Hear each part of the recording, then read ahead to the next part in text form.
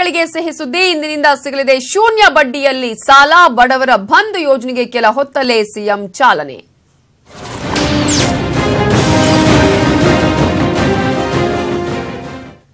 ಬೀದಿ ವ್ಯಾಪಾರಿಗಳಿಗೆ ಸಾಲವನ್ನು ಕೊಡುವಂತಹ ಯೋಜನೆ 10,000 ನೋ ಬಡ್ಡಿ. ಸಿಂಪಲ್ ದಾಖಲೆ, ಹೆಚ್ಚು ಟೈಮ್ ಸಿಗುವಂತಹ ಒಂದು ಹೊಸ ಯೋಜನೆ ಬಡವರ ಬಂಧು ಯೋಜನೆಗೆ ಇನ್ನು ಕೆಲವೇ ಹೊತ್ತಿನಲ್ಲಿ ಚಾಲನೆ ಕೂಡ ನೀಡಲಿದ್ದಾರೆ ಸಿಎಂ ಕುಮಾರಸ್ವಾಮಿ ಅವರು. 10,000ವರೆಗೂ ಕೂಡ ಸಾಲವನ್ನ ನೀಡಲಾಗುತ್ತೆ. 1 ರಿಂದ 10,000ವರೆಗೆ ಸಿಂಪಲ್ ದಾಖಲೆಗಳನ್ನು ಕೊಡಬೇಕಾಗುತ್ತೆ. ನೀವು ಸಾಲ ತೀರಿಸಲು ಹೆಚ್ಚು ಕಾಲಾವಕಾಶ ಕೂಡ ನಿಮಗೆ ಸಿಗುತ್ತೆ. ಹಾಗಾಗಿ ಬಡವರ ಬಂಧು ಯೋಜನೆಯ ಲೋಕಾರ್ಪಣೆಗೆ ಇನ್ನು ಕೆಲವೇ ಕ್ಷಣಗಳು ಮಾತ್ರ ಬಾಕಿ ಇದೆ. ಕೆಲವೇ ಕ್ಷಣಗಳಲ್ಲಿ ಯೋಜನೆಗೆ ಚಾಲನೆಯನ್ನ ನೀಡಲಾಗುತ್ತೆ. ಬೆಂಗಳೂರಿನ ಎಪಿಎಂಸಿ ಮಾರ್ಕೆಟ್ನಲ್ಲಿ ಚಾಲನೆಯನ್ನ ನೀಡಲಾಗುತ್ತೆ. ಬಡವರ ಬಂಧು ಯೋಜನೆ ಇನ್ನು ಕೆಲವೇ ಕ್ಷಣಗಳಲ್ಲಿ ಲೋಕಾರ್ಪಣೆಯಾಗಲಿದೆ.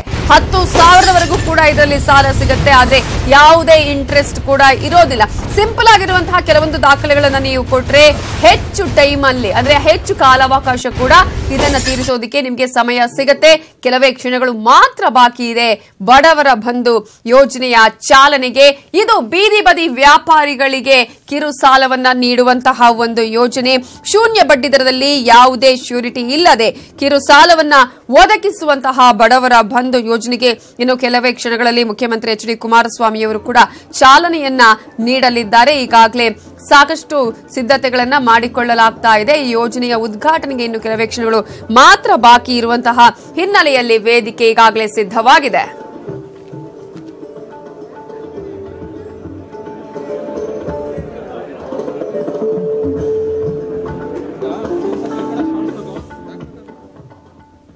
ಬೀದಿ ಬದಿ ವ್ಯಾಪಾರಿಗಳಿಗೆ ಇದೊಂದು ಉತ್ತಮ ಅವಕಾಶ. ಹಾಗಾಗಿ ಈ ಸಾಲವನ್ನು ಹೇಗೆ ಪಡೆಯೋದು ಅಂತ ನಾವು ನೋಡ್ತಾ ಹೋಗೋದಾದ್ರೆ ಸ್ಥಳೀಯ ಸಹಕಾರಿ ಬ್ಯಾಂಕ್ನಲ್ಲಿ ನೀವು ನೋಂದಣಿಯನ್ನ ಮಾಡ್ಕೊಳ್ಬೇಕಾಗುತ್ತೆ.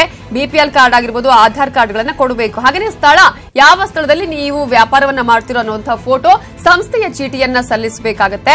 ಸಹಕಾರಿ ಬ್ಯಾಂಕ್ ಅಲ್ಲಿ ಶೂನ್ಯ ಉಳಿತಾಯ ಖಾತೆಯನ್ನ ಹೊಂದಬೇಕಾಗುತ್ತೆ. ಸಾಲ ತೆಗೆದುಕೊಂಡ 3 ತಿಂಗಳಲ್ಲಿ ಇದನ್ನ ತೀರಿಸಬೇಕಾಗುತ್ತೆ. ಹಾಗೇನೆ ಸ್ಥಳೀಯ ಸಹಕಾರಿ ಬ್ಯಾಂಕ್ ಅಲ್ಲೂ ಕೂಡ ಮೊದಲು ನೀವು ನೋಂದಣಿ ಮಾಡ್ಕೋಬೇಕಾಗುತ್ತೆ. ಪ್ರತಿದಿನ ಕನಿಷ್ಠ 100 ರೂಪಾಯಿಯನ್ನ ಬ್ಯಾಂಕ್ಗೆ ಕಟ್ಟಬೇಕಾಗುತ್ತೆ. ಸಾಲ ಮರುಪಾವತಿ ಮಾಡಿದ್ರಷ್ಟೇ ಮತ್ತೆ ನೀವು ಮತ್ತೊಂದು ಹೊಸ ಸಾಲ ತೆಗೆಯೋದಕ್ಕೆ ಸಾಧ್ಯ ಆಗೋದು. ತಳ್ಳುವ ಗಾಡಿ ವ್ಯಾಪಾರಸ್ಥರಿಗೆ ಈ ಒಂದು ಸಾಲದ ಸೌಲಭ್ಯವನ್ನ ಪಡ್ಕೊಳ್ಳಬಹುದು. ವಾಹನಗಳಲ್ಲಿ ಯಾರ್ಯಾರು ಊಟ ತಿಂಡಿ ಡ್ರಿಂಕ್ಸ್ ಮಾಡ್ತಾರೋ ಅವರಿಗೂ ಕೂಡ ಇದರಿಂದ ಲಾಭ ಸಿಗಬಹುದು. ರಸ್ತೆ ಬದಿಯ ಬುಟ್ಟಿ ವ್ಯಾಪಾರಿಗಳಿಗೆ ಕೂಡ ಈ ಸಾಲ ಅನ್ವಯ ಆಗಲಿದೆ. ಇನ್ನು ಪಾದರಕ್ಷೆ ರಿಪೇರಿ ಮಾಡುವವರು, ಮಾರಾಟ ಮಾಡುವವರಿಗೆ, ಆಟದ ಸಾಮಾನಾಗಿರ್ಬೋದು, ಗೃಹೋಪಯೋಗಿ ವಸ್ತು ಮಾರೋರಿಗೂ ಕೂಡ ಈ ಒಂದು ಸಾಲ ಸಿಗತ್ತೆ. ಎಪಿಎಂಸಿ ಮಾರ್ಕೆಟ್ನಲ್ಲಿರುವಂತಹ ಸಣ್ಣ ವ್ಯಾಪಾರಿಗಳಿಗೆ, ಸಹಕಾರಿ ಮೊಬೈಲ್ ವ್ಯಾನ್ ಮೂಲಕ ಯಾರು ವ್ಯಾಪಾರ ಮಾಡ್ತಾರೋ ಆ ಫಲಾನುಭವಿಗಳಿಗೆ ಕೂಡ ಈ ಒಂದು ಫಲಾನುಭವಿ ಸಿಗುತ್ತೆ. ಹೀಗೆ ಬೀದಿ ಬದಿ ವ್ಯಾಪಾರಿಗಳಿಗೆ ಸರ್ಕಾರದಿಂದ ಸಾಲದ ಸೌಲಭ್ಯವನ್ನ ನೀಡುವಂತಹ ಈ ಯೋಜನೆ ಬಡವರ ಬಂಧು ಅನ್ನುವಂತಹ ಹೆಸರನ್ನು ಕೂಡ ಇಡಲಾಗಿದೆ. ಈಗಾಗಲೇ ನಾವು ನೋಡ್ತಾ ಇದ್ವಿ ಯಾರಿಗೆ ಸಾಲ ಹೇಗೆ ಪಡೆಯೋದು ಈ ಒಂದು ಸಾಲವನ್ನ ಅನ್ನೋದನ್ನ ನೋಡ್ತಾ ಇದ್ವಿ. ಸ್ಥಳೀಯ ಸಹಕಾರಿ ಬ್ಯಾಂಕ್ ಅಲ್ಲಿ ನೀವು ಫಸ್ಟ್ ರಿಜಿಸ್ಟ್ರೇಷನ್ ಮಾಡ್ಕೊಳ್ಬೇಕಾಗುತ್ತೆ. ನಿಮ್ಮಲ್ಲಿರುವಂತಹ ಸಿಂಪಲ್ ಯಾವ್ದಾದ್ರು ಬಿಪಿಎಲ್ ಕಾರ್ಡ್ ಆಗಿರ್ಬೋದು, ಆಧಾರ್ ಕಾರ್ಡ್ ಅನ್ನು ಕೂಡ ನೀವು ಕೊಡಬೇಕಾಗತ್ತೆ. ಯಾವ ಸ್ಥಳದಲ್ಲಿ ನೀವು ವ್ಯಾಪಾರ ಮಾಡ್ತೀರಾ ಅನ್ನುವಂತಹ ಒಂದು ಫೋಟೋ ಕೂಡ ಕೊಟ್ರೆ, ಸಂಸ್ಥೆಯ ಚೀಟಿಯನ್ನ ಸಲ್ಲಿಸಿದ್ರೆ ನಿಮ್ಮ ಹತ್ರ ಯಾವ್ದಾದ್ರು ಬ್ಯಾಂಕ್ ಅಲ್ಲಿ ಶೂನ್ಯ ಉಳಿತಾಯ ಖಾತೆಯ ಇರುವಂತಹ ಒಂದು ಅಕೌಂಟ್ ಕೂಡ ಇರಬೇಕು. ಸಾಲ ತೆಗೆದುಕೊಂಡಂತಹ 3 ತಿಂಗಳಲ್ಲಿ ಮಾತ್ರ ನೀವು ತೀರಿಸಬೇಕಾಗತ್ತೆ ಅನ್ನುವಂಥದ್ದು. ಇದು 50,000 ವ್ಯಾಪಾರಿಗಳಿಗೆ ಅನುಕೂಲ ಆಗುವಂತಹ ಒಂದು ಯೋಜನೆ. ಬಡವರ ಬಂಧುಗೆ ಇವತ್ತು ಸಿಎಂ ಚಾಲನೆಯನ್ನ ಕೂಡ ಕೊಡ್ತಾರೆ. ಪ್ರತಿದಿನ ಕನಿಷ್ಠ 100 ರೂಪಾಯಿಯನ್ನ ಬ್ಯಾಂಕ್ಗೆ ನೀವು ಕಟ್ಟಬೇಕಾಗತ್ತೆ. ಆದ್ರೆ ಇಲ್ಲಿರುವಂತಹ ಕಂಡೀಷನ್ ಏನಂದ್ರೆ, ನೀವು ಒಂದ್ಸಲ ಸಾಲ ತೆಗೆದುಕೊಂಡ ಮೇಲೆ ನೀವು ಮರುಪಾವತಿಯನ್ನ ಮಾಡಬೇಕು. ಮರುಪಾವತಿ ಮಾಡಿದ್ರಷ್ಟೇ ನಿಮ್ಗೆ ಮತ್ತೊಮ್ಮೆ ಸಾಲ ತೆಗೆದುಕೊಳ್ಳೋದಕ್ಕೆ ಅವಕಾಶ ಇರುತ್ತೆ. ಈ ಬಗ್ಗೆ ಡೀಟೇಲ್ಸ್ ಕೊಡೋದಕ್ಕೆ ನಮ್ಮ ರಿಪೋರ್ಟರ್ ಕೃಷ್ಣ ಈಗ ಯಶವಂತಪುರದಿಂದ ನೇರ ಸಂಪರ್ಕದಲ್ಲಿದ್ದಾರೆ. ಕೃಷ್ಣ, ಒಂದ್ ಕಡೆ ಬಡವರ ಬಂಧು ಯೋಜನೆಗೆ ಇನ್ನು ಕೆಲವೇ ಕ್ಷಣಗಳಲ್ಲಿ ಕೂಡ ಚಾಲನೆಯನ್ನ ಕೊಡ್ತಾರೆ ಸಿಎಂ ಕುಮಾರಸ್ವಾಮಿ ಅವರು. ಒಂದು ರೀತಿಯಲ್ಲಿ ಬೀದಿ ಬದಿ ವ್ಯಾಪಾರಿಗಳಿಗೆ ಸುವರ್ಣ ಅವಕಾಶ ಅಂತ ಹೇಳಿ. ಹಾಗಾಗಿ ಬೀದಿ ಬದಿ ವ್ಯಾಪಾರಿಗಳಿಗೆ ಇದರಿಂದ ಯಾವ ರೀತಿಯಾಗಿ ಲಾಭ ಸಿಗುತ್ತೆ, ಇದರ ಉಪಯೋಗವನ್ನು ಪಡ್ಕೊಳ್ಳೋದಕ್ಕೆ ಬೀದಿ ಬದಿ ವ್ಯಾಪಾರಿಗಳು ಎಷ್ಟು ಉತ್ಸುಕರಾಗಿದ್ದಾರೆ?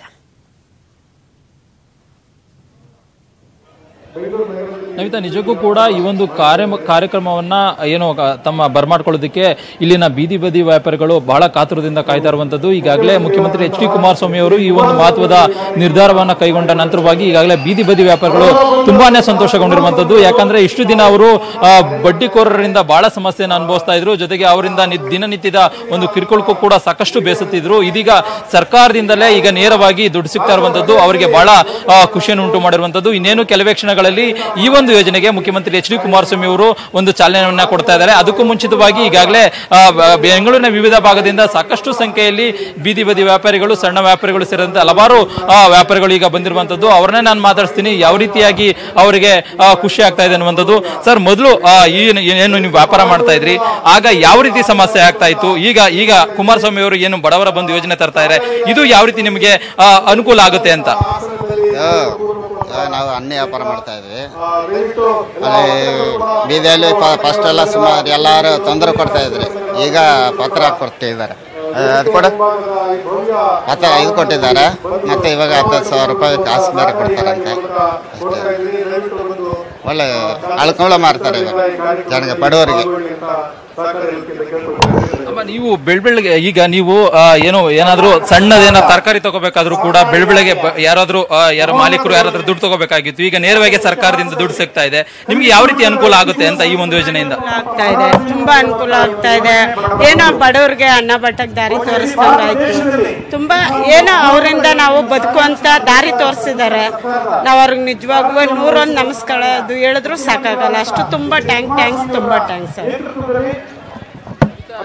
ಇರ್ತಕ್ಕಂಥ ಏನು ಬೀದಿ ಬದಿ ವ್ಯಾಪಾರಿಗಳು ಈಗಾಗಲೇ ಸಾಕಷ್ಟು ಸಂತೋಷವನ್ನು ವ್ಯಕ್ತಪಡಿಸ್ತಾ ಇರುವಂತದ್ದು. ನಮಗೆ ಬಹಳಷ್ಟು ಸಮಸ್ಯೆ ಆಗ್ತಾ ಇತ್ತು. ಹೀಗಾಗಿ ಈ ಒಂದು ಯೋಜನೆ ತರ್ತಾ ಇರುವಂತದ್ದು ನಿಜಕ್ಕೂ ಕೂಡ ನಮಗೆ ಜೀವನಕ್ಕೆ ಬಹಳ ಪ್ರಮುಖವಾದಂತಹ ಯೋಜನೆ ಅಂತಾನೆ ಹೇಳ್ಬೋದು ಅನ್ನುವಂತ ಮಾತನ್ನು ಕೂಡ ಹೇಳ್ತಾ ಇದ್ದಾರೆ. ಈಗಾಗಲೇ ನಮ್ಮ ಹಿಂಭಾಗದಲ್ಲಿ ನವಿತಾ ಜೈನ್ ನೋಡಬಹುದು, ಸಾಕಷ್ಟು ಸಂಖ್ಯೆಯಲ್ಲಿ ಈಗಾಗಲೇ ಬೀದಿ ಬದಿ ವ್ಯಾಪಾರಿಗಳು ಬಂದಿರುವಂತದ್ದು. ಇನ್ನೇನು ಕೆಲವೇ ಕ್ಷಣಗಳಲ್ಲಿ ಮುಖ್ಯಮಂತ್ರಿ ಎಚ್ ಡಿ ಕುಮಾರಸ್ವಾಮಿ ಅವರು ಈ ಒಂದು ಕಾರ್ಯಕ್ರಮಕ್ಕೆ ಬರ್ತಾರೆ. ನಂತರವಾಗಿ ಈಗಾಗಲೇ ಸಹಕಾರಿ ಸಚಿವರಾಗಿರುವಂತಹ ಬಂಡೆಪ್ಪ ಕಾಶೆಂಪುರ ಅವರು ಸೇರಿದಂತೆ ಪ್ರಮುಖವಾಗಿ ಇಲ್ಲಿರ್ತಕ್ಕಂಥ ಸ್ಥಳೀಯ ಶಾಸಕರು ಎಲ್ಲರೂ ಕೂಡ ಈಗಾಗಲೇ ಒಂದು ವೇದಿಕೆ ಮೇಲೆ ಬಂದಿರುವಂತದ್ದು. ಇನ್ನು ಎಡಭಾಗದಲ್ಲಿ ನಾವು ಕಾಣಬಹುದು ನವಿತಾ, ಇದೇ ಮೊಬೈಲ್ ವ್ಯಾನ್ಗಳು ಅನ್ನುವಂಥದ್ದು.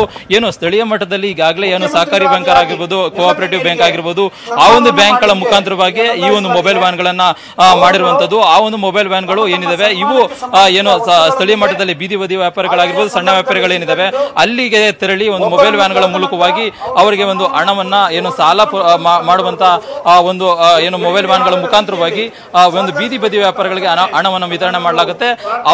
ಆ ಒಂದು ಮೊಬೈಲ್ ವ್ಯಾನ್ಗಳ ಮುಖಾಂತರವಾಗಿಯೇ ಆ ಬೀದಿ ಬದಿ ವ್ಯಾಪಾರಿಗಳು ತಾವು ತೆಗೆದುಕೊಂಡ ಸಾಲ ಏನಿದೆ ಆ ಒಂದು ಸಾಲವನ್ನ ಮತ್ತೆ ಮೊಬೈಲ್ ವ್ಯಾನ್ಗಳ ಮುಖಾಂತರವಾಗಿ ಮರುಪಾವತಿ ಮಾಡಬೇಕು. ಜೊತೆಗೆ ಸಂಬಂಧಪಟ್ಟ ಬ್ಯಾಂಕ್ಗಳೇನಿದೆ, ಸಹಕಾರಿ ಬ್ಯಾಂಕ್ ಆಗಿರ್ಬೋದು, ಡಿಸಿಸಿ ಬ್ಯಾಂಕ್ ಆಗಿರ್ಬೋದು, ಮತ್ತೆ ಕೋಆಪರೇಟಿವ್ ಬ್ಯಾಂಕ್ ಏನಿದೆ ಆ ಒಂದು ಬ್ಯಾಂಕ್ಗಳಿಗೆ ತೆರಳಿ ಒಂದು ಮರುಪಾವತಿ ಮಾಡಬಹುದು. ಇನ್ನೇನು ಕೆಲವು ಕ್ಷಣಗಳ ಈ ಒಂದು ಯೋಜನೆಗೆ ಚಾಲನೆ ಸಿಗ್ತಾ ಇರುವಂತದ್ದು. Navitha, thank you so much Krishna ಡೀಟೇಲ್ಸ್ಗೆ.